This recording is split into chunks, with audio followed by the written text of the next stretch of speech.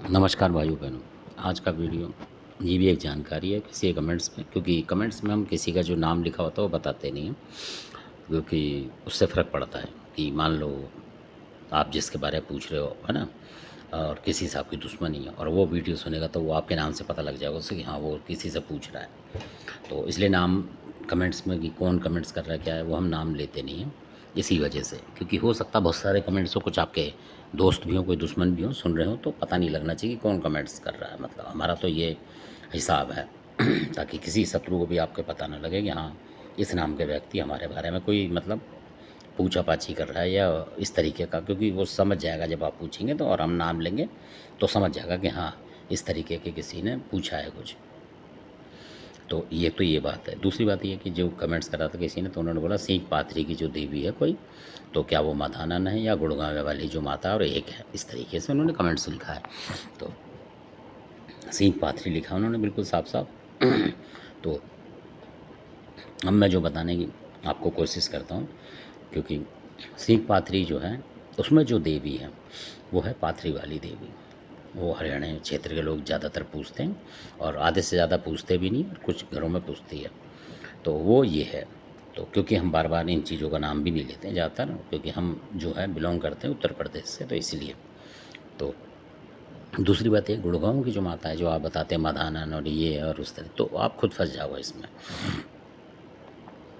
क्योंकि आप अपने बच्चों को बता दीजिएगा मदानंद, चौगानन और ये बहुत सारे नाम, तो वो उनको पता नहीं लगेगा कौन क्या है, कौन क्या नहीं है।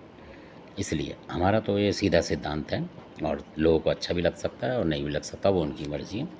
तो सिर्फ़ 2 नाम रखें आप मेरे हिसाब से, कि एक चौराहे वाली नाम रखें। मंदिर उसका कहीं भी हो सकता है, गुड़गाँव में भी होगा, और कहीं उत्तर प्रदेश में आप पूजा कर रहे हो तो आप वहाँ भी बोल सकते हैं कि माता चौराहे वाली, तो वो हर जगह प्रकट है।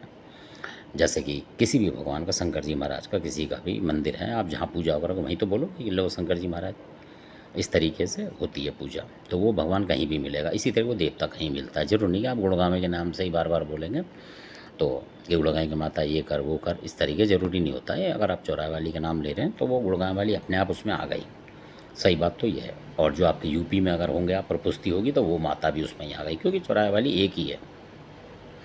और आप बच्चों को चौगानन, मदानन और भी कई और नाम हैं तो वो बताएँगे तो वो भ्रम में फँस जाएँगे। जो उन्हें जैसा चलाएगा वो चल जाएँगे। तो इसमें जो है कि ये दोनों देवी अलग-अलग हैं।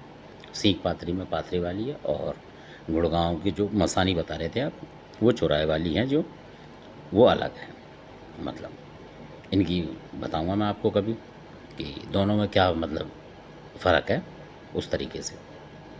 तो ये जो गुड़गाँव की देवी है, कोई भी आप दिक्कत आ रही है, कुछ आ रही है, अगर आप मानते हैं कि ये चीज़ दूर हो तो वो काम बनता है, तो आप वहाँ दर्शन कर सकते हैं। उनका सीधा सिंपल ये काम है, इसलिए।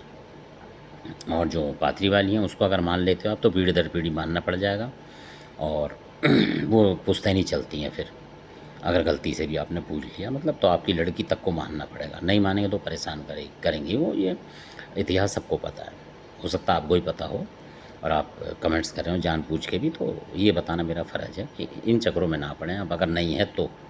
क्योंकि हरियाणा के बहुत सारे लोग इसी वजह से और जगह दिल्ली वगैरह में, कहीं और यूपी में शादी करते हैं, इसी वजह से कि हरियाणा के लोग खुद हरियाणा में नहीं कर रहे शादी, इसी वजह से कि किसी के साथ ये ना आ जाए पाथरी वाली तो हम परेशान हो जाएँ।